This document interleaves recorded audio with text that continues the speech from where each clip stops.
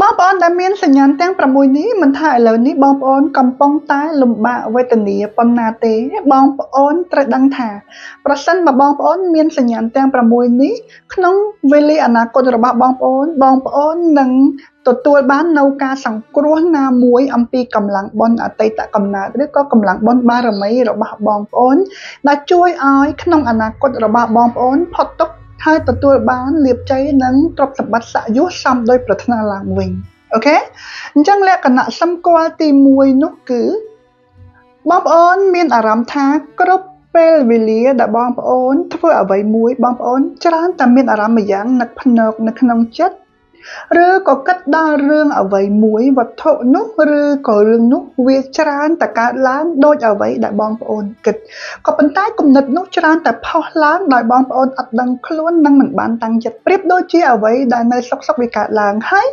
អារម្មណ៍បែបនេះច្រើនតែរុញបងប្អូនឲ្យដឹងថាអ្វីល្អអ្វីមិនល្អហើយបើសិនជាល្អបងប្អូនអាចទៅបន្តបាននិងទទួលបានជោគជ័យបើសិនជាមិនល្អបងប្អូនថយក្រោយបងប្អូននឹងកិច្ចផុតអំពីគ្រោះថ្នាក់អារម្មណ៍បែបនេះបងប្អូនសម្គាល់មើលវាជាអ្វីម្យ៉ាងដែលកើតឡើងភ្លាមនៅក្នុងចិត្តរបស់បងប្អូនដែលបងប្អូនមិនបានព្រៀនទុកមុនឡើយ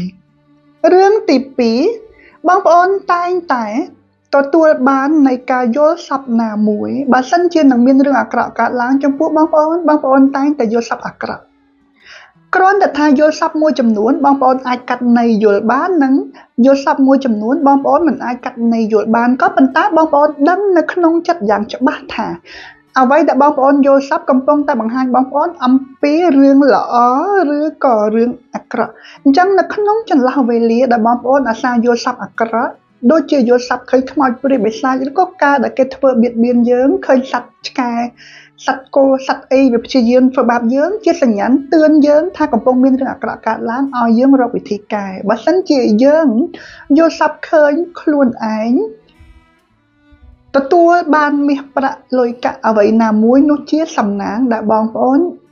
ត្រូវតែបន្តរក្សារាសីខ្លួនឯងឲ្យបានខ្ពស់ដើម្បីចាប់យកសំណាងនោះដូចគ្នារឿងទី3បងប្អូនតែងតែមានអារម្មណ៍រឿយថាស្រឡាញ់ខ្លួនឯងច្រើនជាងមុនហាក់ដូចជាមើលឃើញខ្លួនឯងចង់ឲ្យខ្លួនឯងល្អជាងមុនចង់ឲ្យខ្លួនឯងរីកចម្រើនជាងមុនអញ្ចឹងចេះតែគិតថាគួរធ្វើអ្វីគួរចាប់ផ្ដើមពីត្រង់ណាហើយមនុស្សណាគួរសេពគប់មនុស្សណាមិនគួរសេពគប់បងប្អូនចាប់ផ្ដើមមានអារម្មណ៍បែបហ្នឹងដាស់សតិនៅក្នុងចិត្តបងប្អូនរឿយធ្វើឲ្យបងប្អូនមើលឃើញថាមនុស្សណាគួររាប់អានបន្តមនុស្សណាគួរទម្លាក់ចុះមនុស្សណាកេងប្រវ័ញ្ចមនុស្សណាបោកប្រាស់គួរទម្លាក់ចុះគឺអារម្មណ៍បែបនេះនឹងផុសឡើងនៅក្នុងចិត្តបងប្អូនរឿយហើយធ្វើឲ្យបងប្អូនមានអារម្មណ៍ថាត្រូវតែធ្វើអ្វីម្យ៉ាងដើម្បីឲ្យជីវិតខ្លួនឯងរីកចម្រើនហើយទម្លាក់ចោលនៃអ្វីម្យ៉ាងឬក៏មនុស្សណាមួយដែលធ្វើឲ្យបងប្អូនបរាជ័យត្រង់នេះគឺសំខាន់បើសិនជាបងប្អូនដែលមានរាសីខ្ពស់គឺបងប្អូនក្នុងអារម្មណ៍ថ្លាដូចកញ្ចក់តែម្ដងថាគួរធ្វើអ្វីគួរទៅណាបើសិនជាបងប្អូនអាសាកើតមានអារម្មណ៍បែបនេះបងប្អូនស្យង់ខ្លួនឯងបន្តិចនឹងរកឃើញនៃភាពប៉ិនប្រសប់ណាមួយដែលញ៉ាំងឲ្យបងប្អូនមានពលឺបន្ថំនៅក្នុងពេលអនាគតរឿងទី4នៅសុកមានអារម្មណ៍ថាភ្ញាក់ខ្លួនចាកន្លងមកហាក់ដូចជាធ្វើរឿងមួយចំនួនខុសចាអូខេខុសហើយខុសទៀតវាប្រៀបដូចជារឿងស្នេហាអញ្ចឹងស្រឡាញ់គេដឹងខ្លួនថាខុសហើយខុសទៀតពេលខ្លះធ្វើខុសហើយធ្វើខុសទៀតគេបោកហើយគេបោកទៀតបែបហ្នឹងតែយើងនៅតែមិនដោយឲ្យគេបោកយើងដដែលដូចជាករណីដែលគេមកខ្ចីលុយយើងអញ្ចឹងណាយើងដឹងថាគេមិនអាចសងយើងតែនៅតែខ្ចីលើទី1លើទី2លើទី3យើងខុសហើយខុសទៀតស្រាប់តែយើងមានអារម្មណ៍ថាយើងភ្ញាក់ខ្លួនរឿយភ្ញាក់ខ្លួនបែបដឹងខ្លួនឯងថាមិនគួរធ្វើអ្វីទៀតមិនគួរធ្វើកំហុសដដែលនឹងទៀតហើយចង់ឲ្យខ្លួនឯងកែប្រែក៏ប៉ុន្តែត្រង់ចំណុចនេះបងប្អូនត្រូវចាំឲ្យបានច្បាស់ថាបើបងប្អូនមានសញ្ញានេះត្រូវតែជំនះឲ្យបានត្រូវតែជំនះថាខ្លួនឯងត្រូវតែកែប្រែឲ្យបានបើសិនជាយើងឧស្សាហ៍រងគ្រោះព្រោះរឿងមនោសញ្ចេតនាការអាណិតគេត្រូវតែកែកន្លែងហ្នឹងឲ្យបានបើយើងកែអត់បានទេយើងនឹងជាប់នៅក្នុងអន្ទាក់មួយហ្នឹងទៀតហើយយើងនឹងនៅតែជួបផលបរាជ័យទៀតអូខេរឿងទី5ជីវិតរបស់យើងកំពុងតែលំបាកស្រាប់តែមានមនុស្ស ណាមួយដែលយើងមិនរំពឹងថាគេនឹងជួយយើងតែគេអាចជាមកជួយយើងមានអារម្មណ៍ថាហាក់ដូចជាមានអ្វីថ្មីថ្មីផ្លូវថ្មីថ្មីជួយយើងរហូតទាំងដែលយើងខ្លួនយើងហ្នឹងកំពុងតែទាល់ច្រកយ៉ាងហោចណាស់ក៏មានមនុស្សម្លើកទឹកចិត្តយើងអត់មានការងារធ្វើស្រាប់តែមានគេណែនាំការងារធ្វើនៅវេលាដែលបងប្អូនមានអារម្មណ៍ថាខ្លួនឯងជួបរឿងបែបនេះដដែលនោះមានន័យថាដួងចតារបស់បងប្អូនក្នុងពេលខាងមុខនឹងត្រូវបានគេបើកផ្លូវនឹងត្រូវបានមានអ្វីម្យ៉ាងរុញបងប្អូនទៅរកកន្លែងដែលមានពន្លឺអញ្ចឹងបើសិនជាយើងដើរទៅត្រូវយើងនឹងផុតអំពីទុក្ខទាំងពួងសញ្ញាណទី6គឺមានអារម្មណ៍ថារយៈចុងក្រោយគឺខ្លួនយើងអាសាឃើញលេខគូ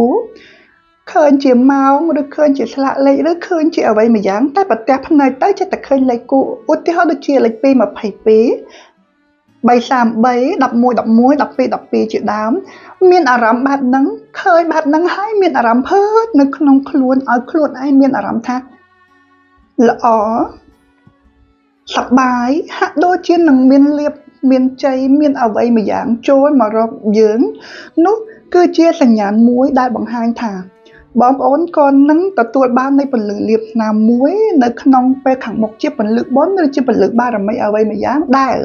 ចូលមករកបងប្អូននៅក្នុងដួងចតាដែលញ៉ាំងឲ្យយើងផុតអំពីការលំបាកសំណួរសួរថាប្រសិនបើយើងជួបបែបហ្នឹងតើមានសញ្ញាណទាំង6ហ្នឹងជារឿងល្អកម្រិតណាវាជារឿងល្អខ្លាំងបំផុតបើសិនជាបងប្អូនមានសង្ឃឹមថានៅក្នុងពេលអនាគតបងប្អូននឹងទទួលបាននៃសំណាងណាមួយយ៉ាងប្រកបក៏ប៉ុន្តែក្នុងនោះផងដែរមនុស្សមានម៉ោងឡើងនិងម៉ោងចុះពេលខ្លះបងប្អូនលេខរបស់យើងកំពុងតែឡើងណាអារម្មណ៍ទាំងអស់ហ្នឹងកើតឡើងមែនវាឲ្យយើងដឹងឲ្យយើងរុញយើងទៅរកផ្លូវត្រូវយើងដាក់ទៅត្រូវ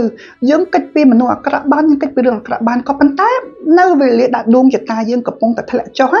ទោះបីអារម្មណ៍នឹងកើតឡើងក៏ដោយយើងដឹងថាបុគ្គលនឹងចូលមកដើម្បីបោកយើងក៏ដោយឬក៏យើងយល់សប្តិដឹងក៏ដោយអារម្មណ៍នឹកភ្នែកដឹងមុនក៏ដោយក៏ប៉ុន្តែយើងនៅតែធ្វើរឿងនឹងដដែលដោយសារអីគេថាយីអ៊ុនវាដាក់អរិយវិទាញនេះជាហេតុផលដែលអ្នកគ្រូតែងតែប្រាប់បងប្អូនថាកុំភ្លេចនៅក្នុងការការពារខ្លួន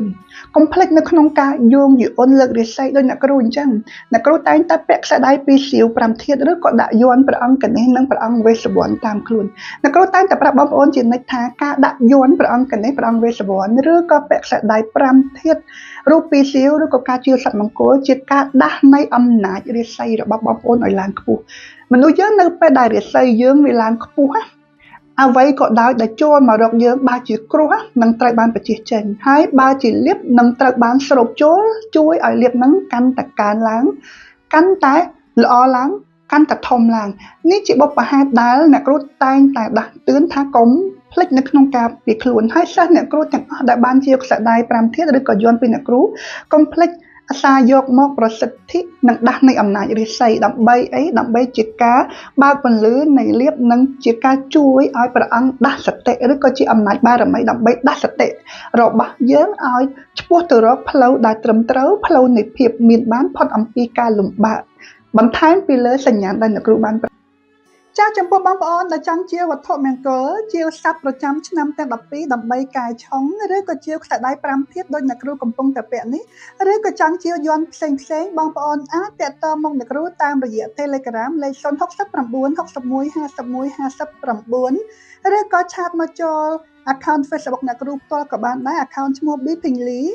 បញ្ជាក់ណាបងប្អូនរាល់វត្ថុមង្គលឬក៏សត្វទេពនិងវត្ថុទាំងឡាយដែលបងប្អូនជាវពីអ្នកគ្រូទៅនឹងមានការធ្វើកិច្ចអភិសេកឬក៏ប្រសិទ្ធិជាពិសេសទៅតាមឈ្មោះនិងលេខអត្តខែឆ្នាំរបស់បងប្អូនដើម្បីឲ្យកាន់តែមានឫទ្ធិពូកែស័ក្តិសិទ្ធិណាហើយមួយវិញទៀតបងប្អូនក៏អាចតាក់ទងមកអ្នកគ្រូដើម្បីរកអ្នកគ្រូទស្សទាយធ្វើកិច្ចលើកជាអ៊ុនកាយរាសីកាយឆុងឬក៏ធ្វើកិច្ចដាក់អំពើបាក់មុខបើករកស៊ីឬក៏ដាក់អំពើដើម្បីឲ្យជាពីជំងឺផ្សេងបងប្អូនក៏អាចតាក់ទងមកអ្នកគ្រូបានដូចគ្នាណា